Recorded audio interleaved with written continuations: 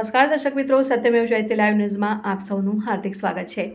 Vadodara wild life rescue trust દ્વારા વડોદરાના બિલગામ પાસે આવેલ વિરાટ હાર્મની સોસાયટીમાંથી અજગરને રેસ્ક્યુ કરવામાં આવ્યો।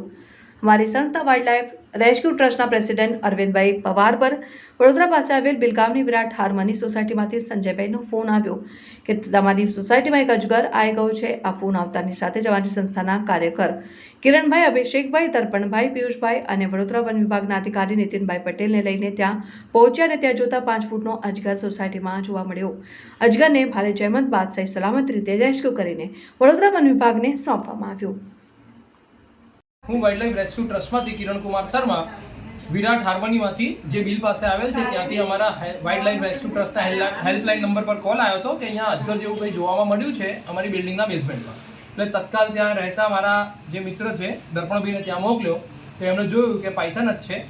તો તરત હું અભિષેકભાઈ, પ્રિયાંશુ અને દર્પણભાઈએ 5 ફૂટની આજુબાજુનો આ અજગર છે એને સેફલી રેસ્ક્યુ કરીને ફોરેસ્ટ ડિપાર્ટમેન્ટ જાણ કરી દીધી છે। એટલે નીતિનભાઈ અહીંયા એને કલેક્ટ કરવા માટે આવે છે।